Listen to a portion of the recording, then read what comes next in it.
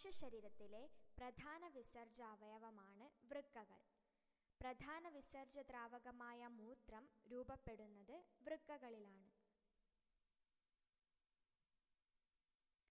ചായയും മറ്റും അരിപ്പയിലൂടെ അരിച്ചു മാറ്റുന്നത് നിങ്ങൾ ശ്രദ്ധിച്ചിട്ടില്ലേ? അതുപോലെ നമ്മുടെ ശരീരത്തിലെ മാലിന്യങ്ങളെ അരിച്ചു മാറ്റുന്ന അരിപ്പയാണ് വൃക്കകൾ. യൂറിയ, ലവണങ്ങൾ, വിറ്റാമിനുകൾ, ശരീരത്തിന് ദോഷകരമായ മറ്റു പദാർത്ഥങ്ങൾ എന്നിവയെല്ലാം രക്തത്തിൽ നിന്ന് അരിച്ചുമാറ്റി ശരീരത്തിൻ്റെ ആന്തരസമസ്ഥിതി പാലിക്കുന്നതിൽ പ്രധാന പങ്കുവഹിക്കുന്ന അവയവങ്ങളാണ് വൃക്കകൾ. ഉദരാശയത്തിൻ്റെ പിൻഭാഗത്തുള്ള മാംസപേശികളോട് ചേർന്ന് നട്ടെല്ലിൻ്റെ ഇരുവശത്തുമായാണ് വൃക്കകൾ സ്ഥിതി ചെയ്യുന്നത്. മനുഷ്യരിൽ ഒരു ജോഡി വൃക്കകളാണ് കാണപ്പെടുന്നത്. ഇവയ്ക്ക് പയർമണിയുടെ ആകൃതിയാണുള്ളത്.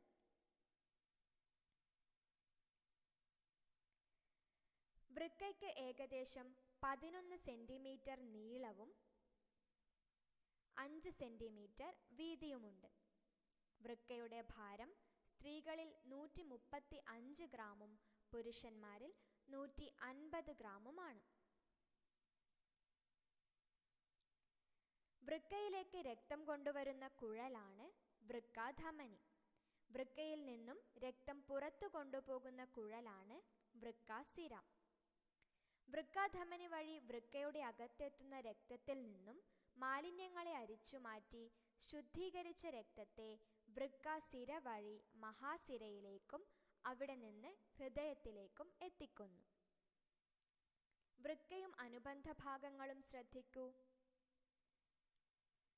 വലത് വൃക്ക, ഇടത് വൃക്ക, വൃക്കാധമനി, വൃക്കാസിര, മൂത്രവാഹി, മൂത്രസഞ്ചി. എങ്ങനെയാണ് വൃക്കയിൽ വെച്ച് അരിച്ചുമാറ്റൽ പ്രക്രിയ നടക്കുന്നത്? ശ്രദ്ധിക്കൂ. നമ്മുടെ വൃക്കകൾ അരിപ്പകളെ പോലെയാണെന്ന് നേരത്തെ സൂചിപ്പിച്ചുവല്ലോ. ധാരാളം അരിപ്പകൾ ചേർന്ന് രൂപപ്പെട്ട ഒരു അവയവമായി വൃക്കയെ സങ്കല്പിച്ചു നോക്കൂ. അതെ, ഏകദേശം 12 ലക്ഷത്തോളം അരിപ്പകളാണ് ഒരു വൃക്കയിൽ അടങ്ങിയിരിക്കുന്നത്. ഇവയെ നെഫ്രോണുകൾ എന്ന് പറയുന്നു. 2 വൃക്കകളിലുമായി ഏകദേശം 24 ലക്ഷത്തോളം നെഫ്രോണുകളാണ് നമ്മുടെ ശരീരത്തിലുള്ളത്. സാധാരണ അരിപ്പയെപ്പോലെയല്ല നെഫ്രോണുകൾ. വരൂ, നമുക്കവയുടെ ഘടനയെ നിരീക്ഷിക്കാം. വൃക്കാധമനി വഴിയാണ് ശുചീകരിക്കേണ്ട രക്തം വൃക്കയിലേക്ക് എത്തിച്ചേരുന്നത് എന്ന് പറഞ്ഞല്ലോ. വൃക്കയുടെ അകത്ത് വെച്ച് വൃക്കാധമനിക്ക് വന്ന മാറ്റം ശ്രദ്ധിക്കാം. വൃക്കയുടെ അകത്ത് വെച്ച് വൃക്കാധമനി ധാരാളം ശാഖകളായി മാറുന്നു. ഈ ശാഖകളെ അഫറന്റ് വെസൽ എന്ന് വിളിക്കാം. ഈ അഫറന്റ് വെസൽ പിന്നീട് വിഭജിച്ച് നേർത്ത ലോമികകളായി മാറുന്നു.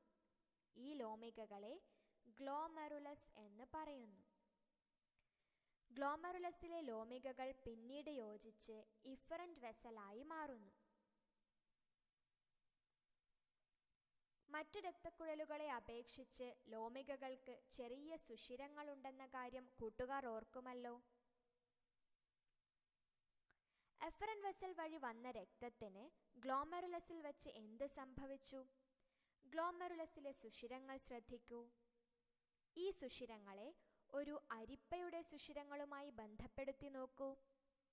അതെ, അരിപ്പയുടെ സുഷിരങ്ങളിലൂടെ വസ്തുക്കൾ കടന്നു പോകുന്നത് പോലെ ഗ്ലോമെറുലസിലെ സുഷിരങ്ങളിലൂടെ പദാർത്ഥങ്ങൾ പുറത്തു പോവുന്നു. ഇവ എവിടെയാണ് എത്തിച്ചേരുന്നത്? അരിപ്പയിൽ നിന്ന് അരിച്ച ചായ താഴെയുള്ള കപ്പിലേക്കാണല്ലോ ഒഴുകുന്നത്. സമാന്തരമായി ഗ്ലോമെറുലസിലെ സുഷിരങ്ങളിലൂടെ കടന്നുപോകുന്ന ദ്രാവകം ഗ്ലോമെറുലസിന് ചുറ്റുമായി കാണുന്ന കപ്പ് പോലുള്ള ബോമാൻസ് ക്യാപ്സ്യൂളിലേക്ക് എത്തുന്നു.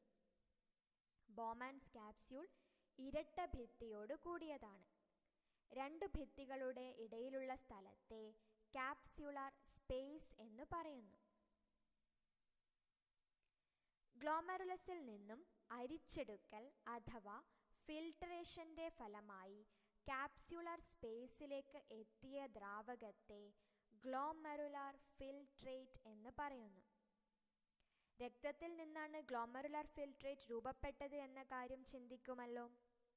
അതുകൊണ്ടുതന്നെ പ്ലാസ്മയോട് സമാനമായ ഘടനയാണ് ഗ്ലോമറുലാർ ഫിൽട്രേറ്റിനുള്ളത്. എന്നാൽ ഗ്ലോമറുലാർ ഫിൽട്രേറ്റിൽ രക്തകോശങ്ങളോ ഹീമോഗ്ലോബിനോ കാണപ്പെടുന്നില്ല. ഇതിലെ പ്രധാന ഘടകങ്ങൾ ഇവയാണ്: ജലം, ഗ്ലൂക്കോസ്, അമിനോ ആസിഡുകൾ, സോഡിയം, പൊട്ടാഷ്യം എന്നിവയുടെ അയോണുകൾ, വിറ്റാമിനുകൾ, urea, uric acid, creatinine. Bowman's ക്യാപ്സ്യൂളിൻ്റെ തുടർച്ചയായി വരുന്ന നീണ്ട കുഴലിലേക്കാണ് പിന്നീട് ഗ്ലോമറുലാർ ഫിൽട്രേറ്റ് എത്തിച്ചേരുന്നത്. ഈ കുഴലിൻ്റെ പേരാണ് വൃക്കാനളിക. വൃക്കാനളിക പിന്നീട് ശേഖരണനാളിയുമായി ചേരുന്നു.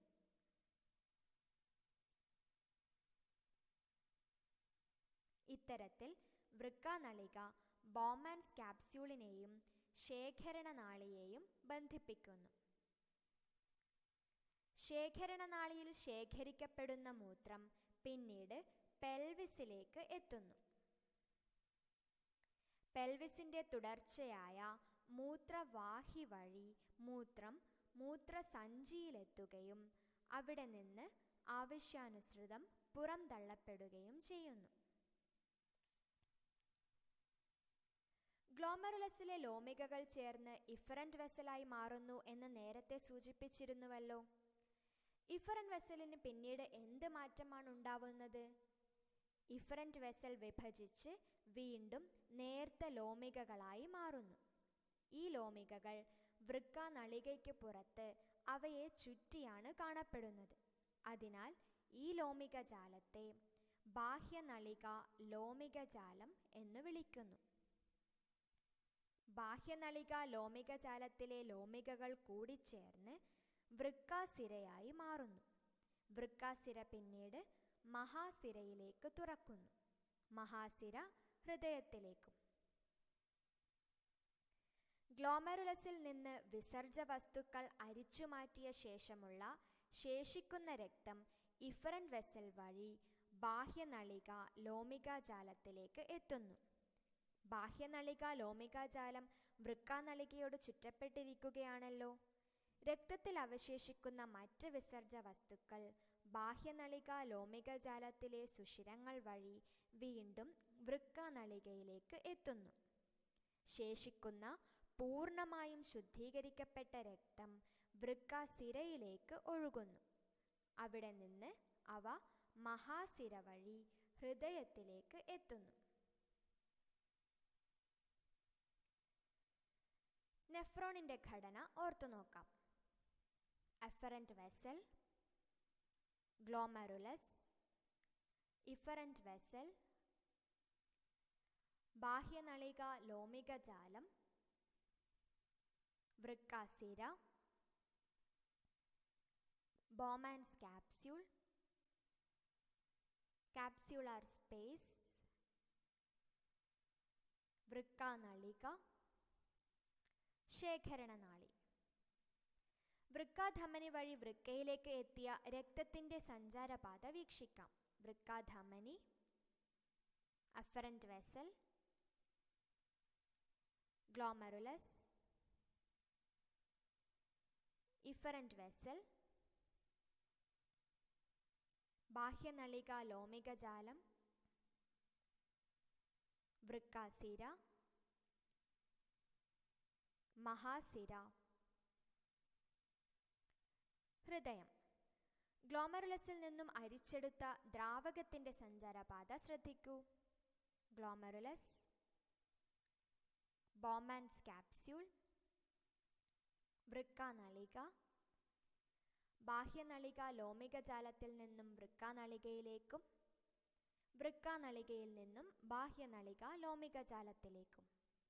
വൃക്കാനളികയിൽ നിന്ന് ശേഖരണനാളി,